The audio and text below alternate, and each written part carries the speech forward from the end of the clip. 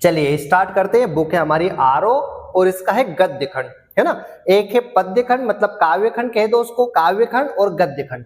तो काव्य खंड में 9 कविताएं हैं और गद्य खंड में हमारे 6 पाठ हैं। तो उसमें से हमारा सबसे पहला पार्ट है भक्तिन वाला, 6 पार्ट है भक्तिन वाला। अच्छा क्या क्या चीजें आएगी, तो एक तो इसमें से आएगा आपको संदर्भ प्रसंग व्याख्या के लिए कोई भी पैराग्राफ। जैसे मान लिया जाए कि हमारी बुक आरो है और इसमें जो गद्य खंड है तो इसमें मान लिया जाए कि महादेव वर्मा वाला पार्ट है, तो महादेव वर्मा के पार्ट में से कोई भी एक पैराग्राफ देंगे और पैराग्राफ से फिर वो पूछेंगे कि प्रस्तुत गद्यांश का, क्योंकि इसको गद्यांश कहेंगे और उसको कविता वाले को पद्यांश कहेंगे, तो वो कहेगा कि प्रस्तुत गद्यांश का संदर्भ प्रसंग व्याख्या सहित विशेष लिखिए। तो क्या आएगा, एक तो इसमें से हमें संदर्भ प्रसंग के लिए कोई भी पैराग्राफ देंगे वो, और दूसरा क्या आएगा, कोई भी क्वेश्चन आ सकता है इस पार्ट से, और क्या आएगा तो इसमें से कोई ऑब्जेक्टिव बन सकता है, वो ऑब्जेक्टिव भी हमें मिक्स आ सकता है, जो हमारे 32 मार्क्स के जो ऑब्जेक्टिव आते हैं उसमें से। तो मतलब 3 चीजें आएगी, एक तो संदर्भ प्रसंग, एक क्वेश्चन और दूसरा ऑब्जेक्टिव का कोई क्वेश्चन इसमें से बनता है।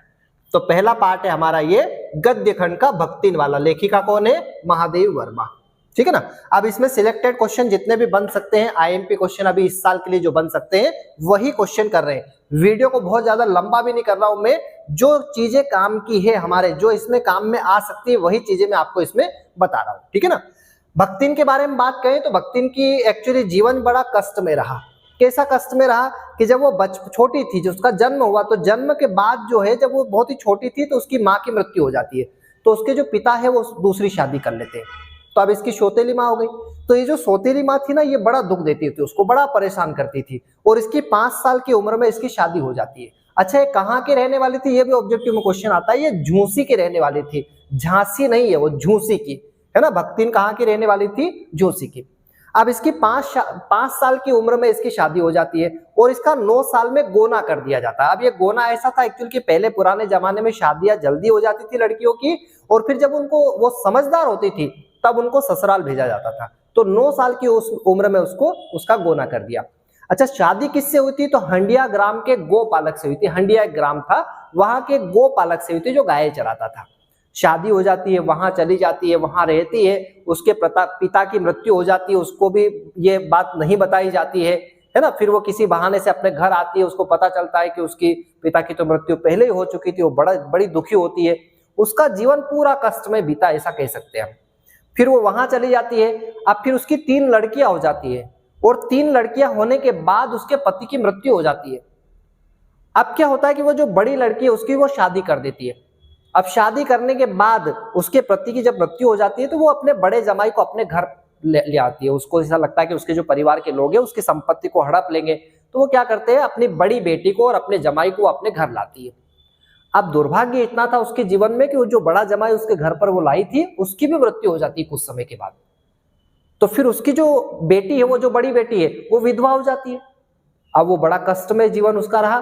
तो फिर क्या करती है, उसके जो परिवार वाले उसके जेठ का एक साला था जो बड़ा आवारा किस्म का व्यक्ति था, जो जुआ खेलता था, शराब पीता था, तो ये जबरदस्ती उसकी शादी उससे करवा देते हैं और इसकी संपत्ति पर अधिकार कर लेते हैं। अब वो उसकी संपत्ति को उड़ाने लगा, तो भक्तिन बड़ी परेशान हो गई उसके जीवन से। एक बार तो ऐसा हुआ कि उसको पूरे दिन धूप में खड़ा रहना पड़ा और लगान नहीं दे पाई इस कारण।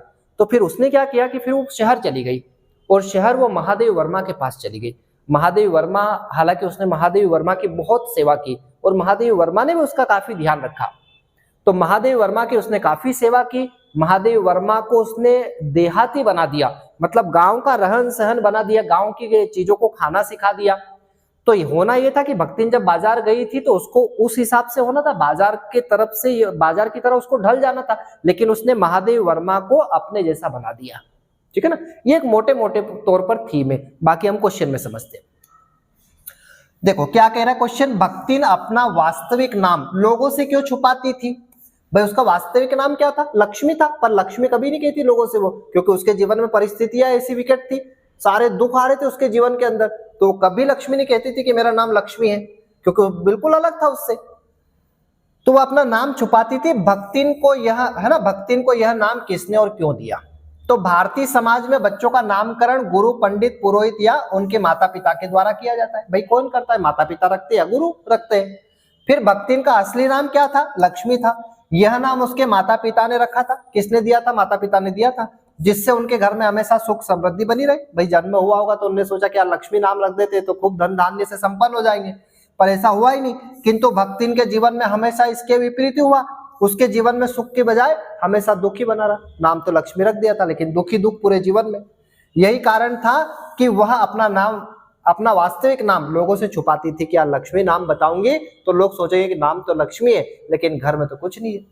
ठीक है, तो भक्तिन को यह भक्तिन नाम महादेव वर्मा ने दिया क्योंकि भक्तिन के गले में कंठी की माला पहन रखी थी, एक तुलसी की माला पहन रखी थी, ऐसा कह दो इसको, तुलसी की माला, कंठी की माला पहन रखी थी। अतः लेखिका ने उसे लक्ष्मी के बदले भक्तिन कहना ज्यादा उचित समझा। तो समझ के इसको मन से लिख सकते हैं ना कि क्या क्या हुआ। ठीक है ना। अगला क्या है, भक्तिन के आ जाने से महादेव वर्मा अधिक देहाती हो गए। देहाती का मतलब यहाँ पे गांव जैसी हो गई, मतलब जो बहुत ज्यादा इंटीरियर एरिया में कोई गांव रहता है जहां कोई सुख सुविधा नहीं है लेकिन वो शुद्धता रहती है, वहां पे स्वास्थ्यवर्धक रहता है कि कोई बाहर की कोई चीजें खाना पीना नहीं, बिल्कुल शुद्ध चीजें खाना। तो भक्तिन के आ जाने से महादेव वर्मा देहाती कैसे हो गई, तो जब से भक्तिन महादेव वर्मा की सेविका बनकर उनके साथ रहने लगी तब से महादेव वर्मा का रहन सहन और खान पान देहाती हो गया। भाई पहले हो सकता है कि वो बाजार जैसी रहती हो महादेवी वर्मा, पर जैसे जब से भक्तिन रहने लगी तो उसका देहाती हो गया, खान पान पूरा गांव जैसा हो गया। भक्तिन के जीवन पर महादेव वर्मा जी के रहन सहन और शहर के वातावरण का कोई प्रभाव नहीं पड़ा, भक्तिन के जीवन पे नहीं पड़ा। बाकी होता क्या है कि व्यक्ति अगर गांव से बाजार आता है तो वो बाजार जैसा हो जाता है, लेकिन वो नहीं हुई है ना, वो जैसी थी ऐसी रही भक्तिन। तो उसका शहर के वातावरण का कोई प्रभाव नहीं पड़ा उस पर, बल्कि उसने महादेव जी के जीवन पर अपनी छाप छोड़ दी। उसने महादेवी जी को गांव की भाषा सिखा दी, वो जो गांव की भाषा बोलती थी वो सिखा दी, और गांव के भोजन का आदी बना दिया कि वो गांव का भोजन बनाती थी और महादेव वर्मा को खिलाती थी। जैसे मकई का रात को बना दलिया ये खिलाती थी, वो हो सकता है कि वो पहले नहीं खाती हो, जब महादेव वर्मा अकेले रहती हो तब वो नहीं खाती थी, लेकिन जैसे ही भक्तिन गई तो दलिया खिलाती थी उसको, मकई का बना हुआ, ज्वार की खिचड़ी खिलाती थी, महुआ की लपसी खिलाती थी, और गुड़ आदि चीजें खाना है ना, आदि चीजें खाना अब उनको अच्छा लगने लगा। भाई महादेव वर्मा जी को भी अच्छा लगने लगा क्योंकि यह सारा शुद्ध था और बड़ा स्वास्थ्यवर्धक था। भक्तिन के संपर्क में आ जाने से उनका जीवन देहाती सा हो गया था, है ना, देहाती हो गया था, गांव जैसा हो गया था। ठीक है ना।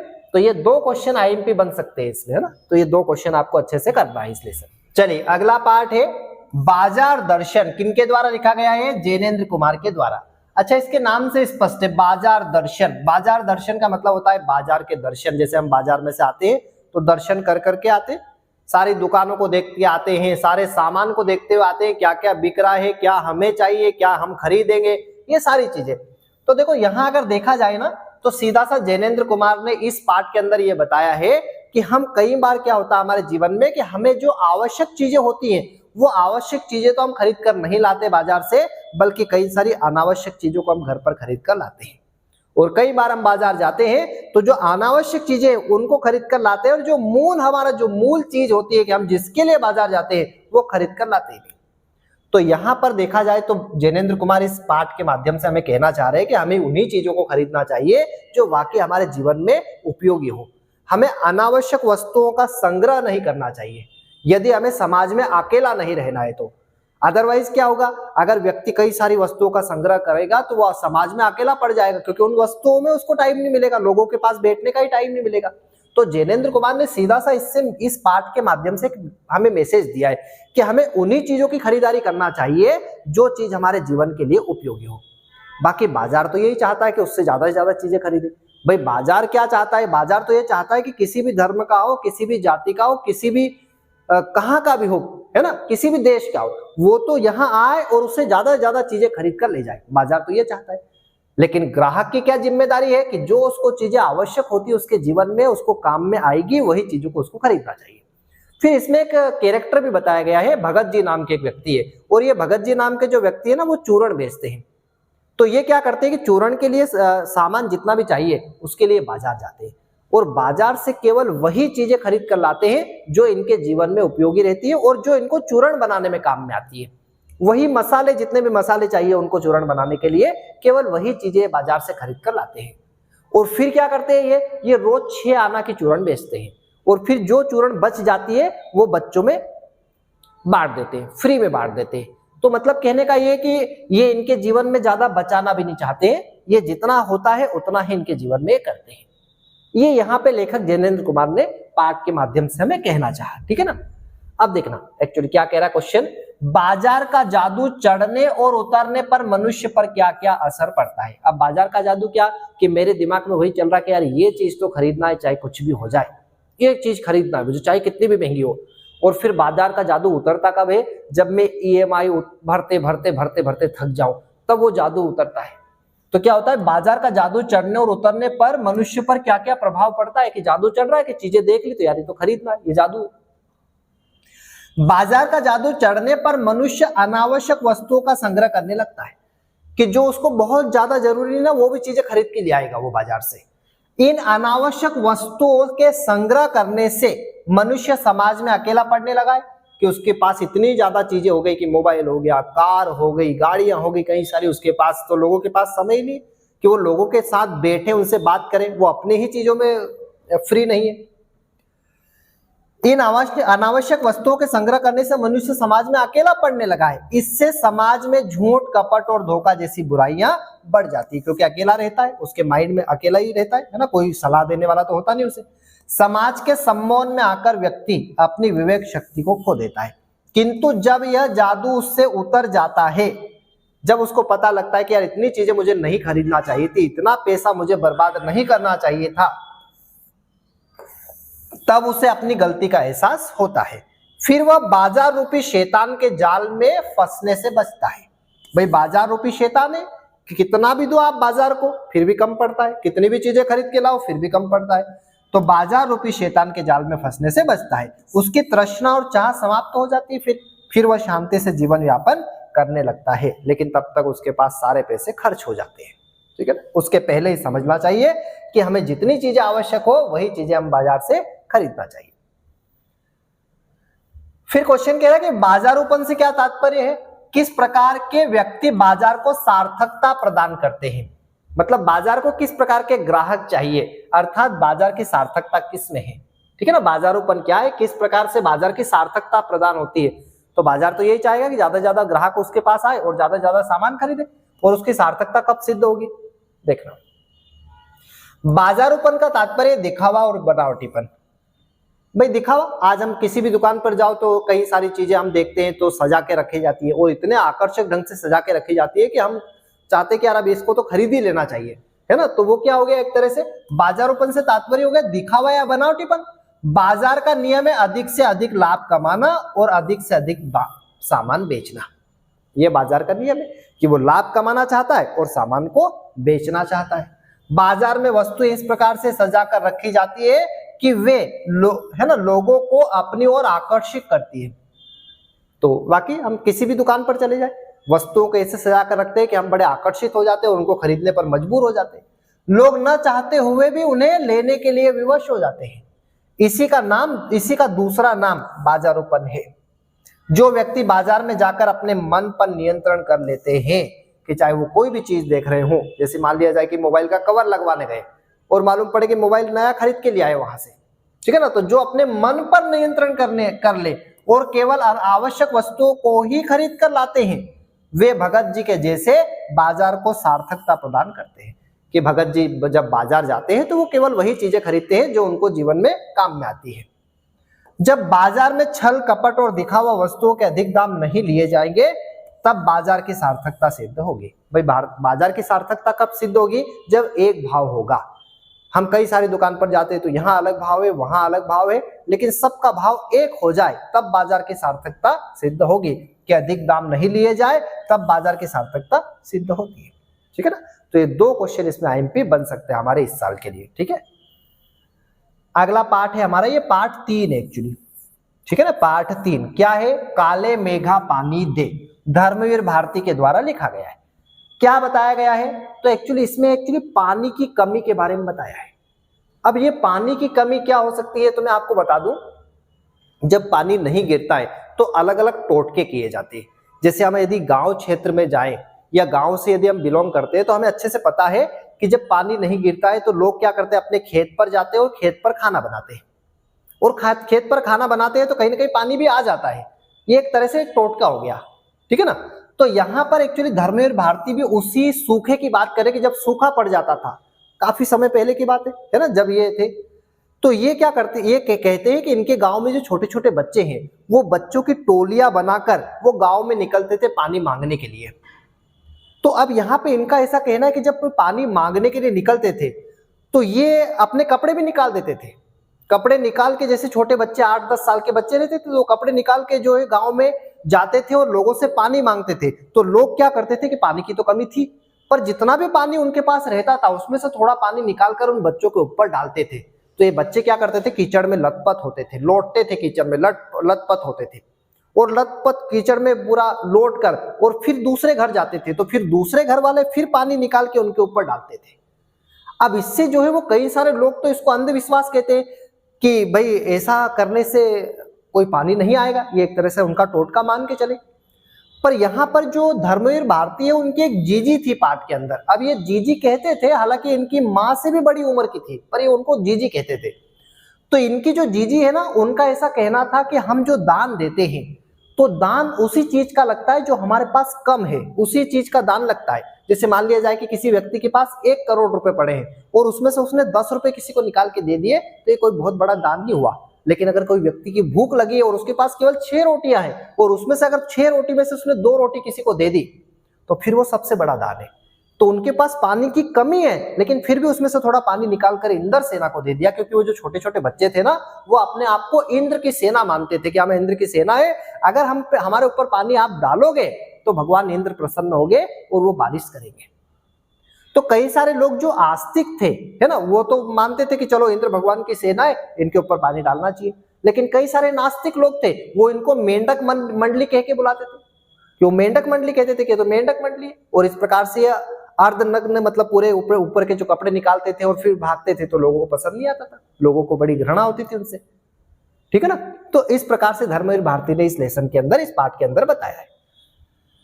क्वेश्चन कह रहा है जीजी ने इंद्र सेना पर यानी पानी फेंके जाने को किस तरह सही ठहराया। भाई उनकी जो जीजी थी ना वो तो सही मानती थी कि नहीं, हमसे थोड़ा सा पानी निकालकर इन पर डालना चाहिए, इंद्र भगवान की सेना है, फिर इंद्र भगवान जो है वो बारिश करेंगे अगर इन पे पानी डालेंगे तो जीजी ने इंद्र सेना पर पानी फेंके जाने को किस प्रकार से सही ठहराया। जीजी ने इंद्र सेना पर पानी फेंके जाने को सही ठहराया उनके अनुसार या उसके अनुसार हमारे ऋषि मुनियों ने दान को सबसे ऊंचा स्थान दिया है। कि हमारे जो ऋषि मुनि थे वो दान को सबसे श्रेष्ठ मानते थे कि भैया दान सबसे ऊपर है। जो चीज अपने पास भी कम हो और अपने आवश्यकता को भूलकर वह चीज दूसरों को दान कर देना ही त्याग है। कि मेरे पास कोई चीज कम है और मैं दूसरों को उसमें से दे रहा हूं, वही सच्चा दान है, ठीक है ना। देवताओं से भी कुछ मांगने से पहले दान करना पड़ता है। अगर देवताओं से भी कुछ मांगे तो कुछ देना पड़ता है ना, नारियल देना पड़ता है, फूल देना पड़ते हैं, ठीक है ना।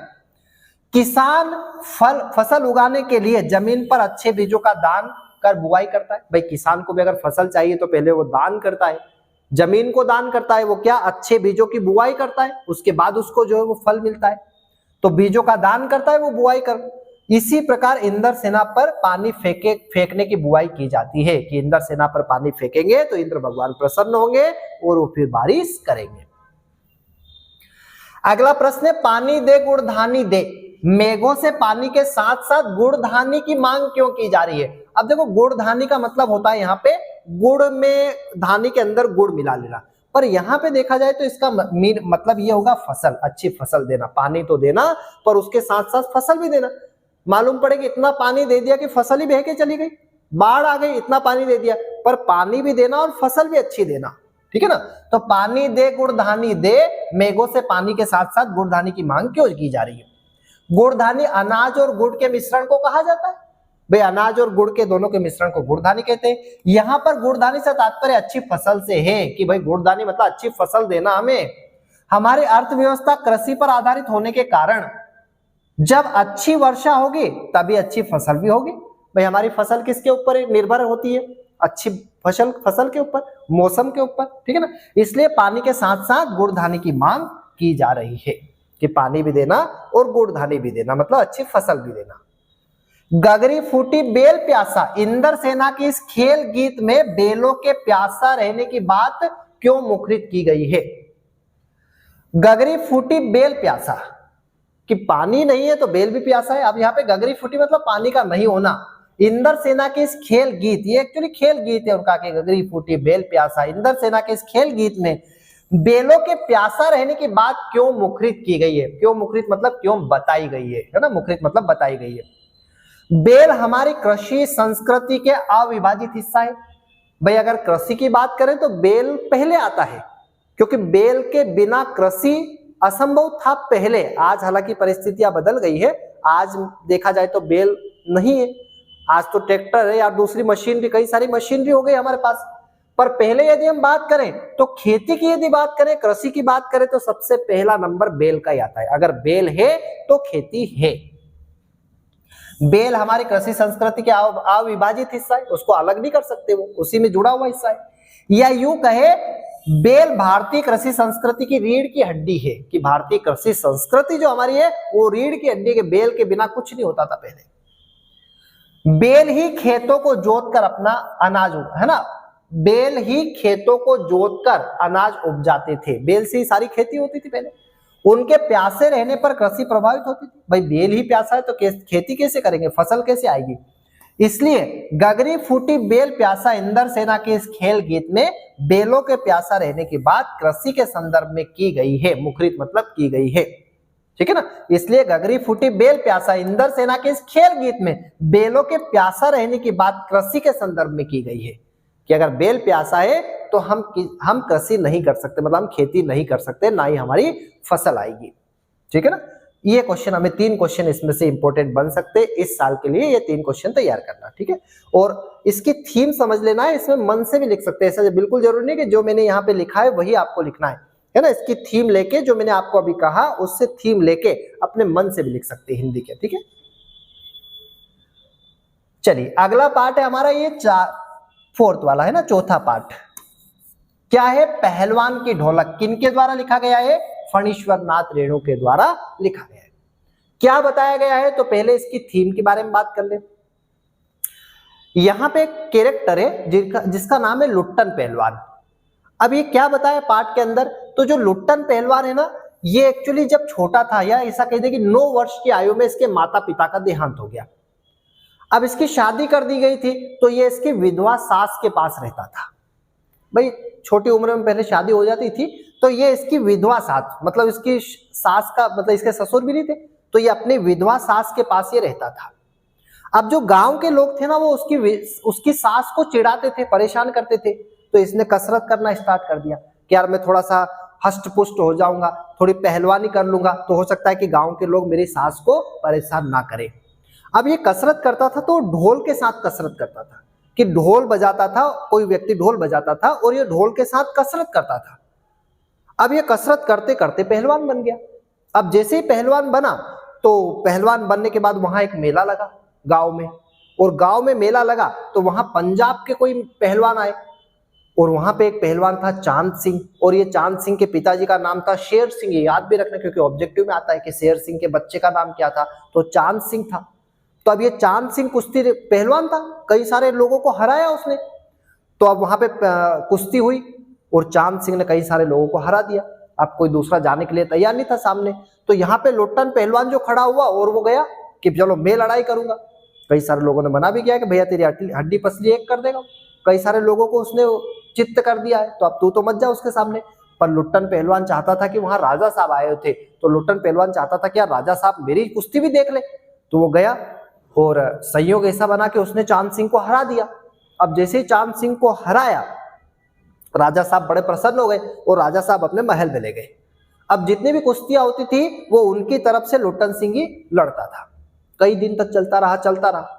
अब दुर्भाग्य ये था कि राजा साहब की मृत्यु हो गई। अब राजा की मृत्यु जैसे होती है तो राजा का जो बेटा था वो फॉरेन में पढ़ता था। अब ये फॉरेन से यहाँ आ गया राजपाट संभालने के लिए। अब वो एक्चुअली बहुत ज्यादा एडवांस था, ऐसा कह दो उसको, या उसका कल्चर अलग था थोड़ा।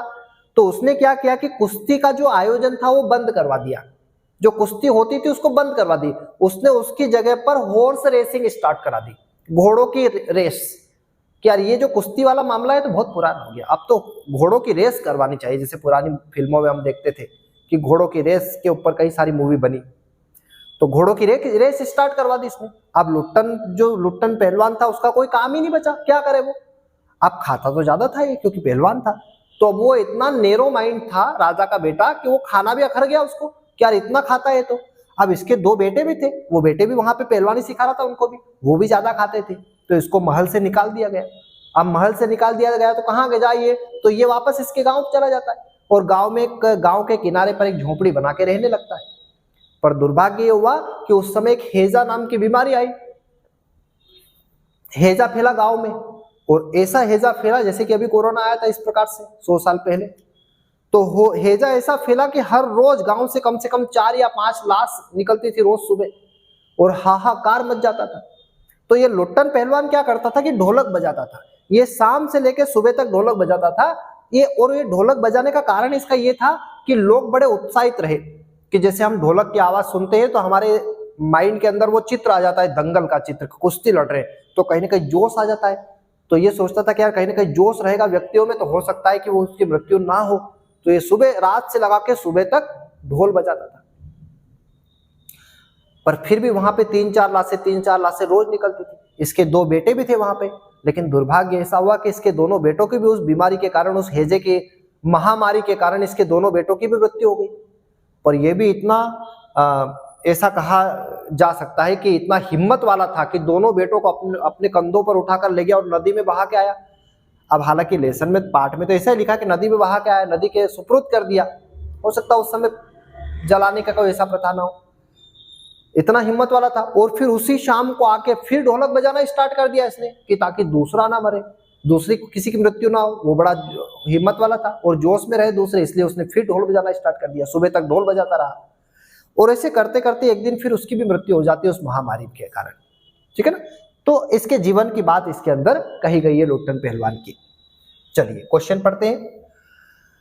लुट्टन पहलवान ने ऐसा क्यों कहा होगा कि मेरा गुरु कोई पहलवान नहीं बल्कि यही ढोलक है। मतलब उसने कोई पहलवानी किसी व्यक्ति से नहीं सीखी थी, उसने ढोलक से ही सीखी थी। ढोलक बजती थी तो वो कसरत करता था।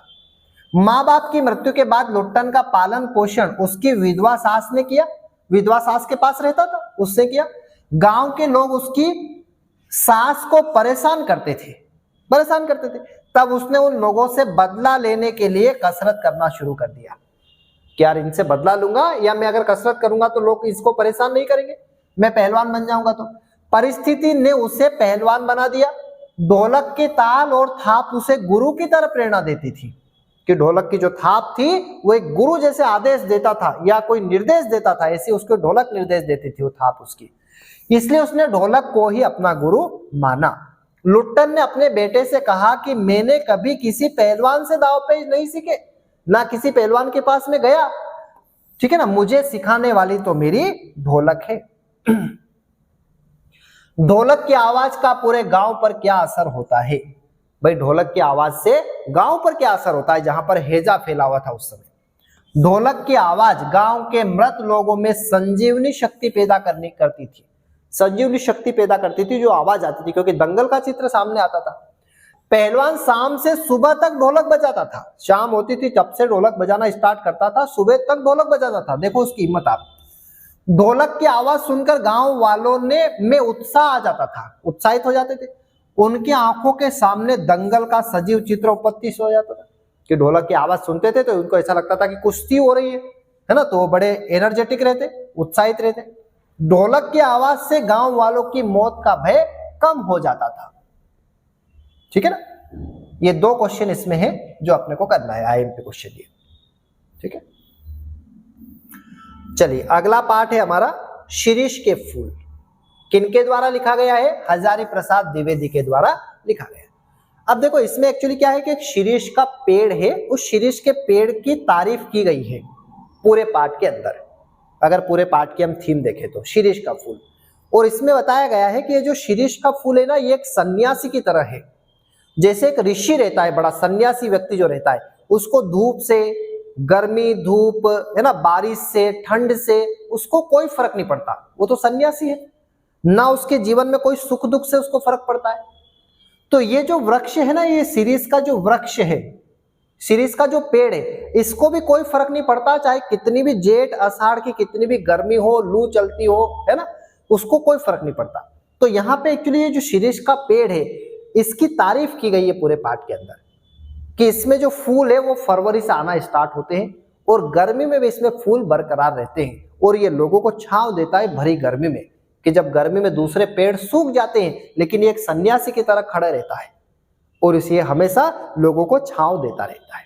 ठीक है ना, तो एक पेड़ की बात कही गई है पूरे पाठ के अंदर।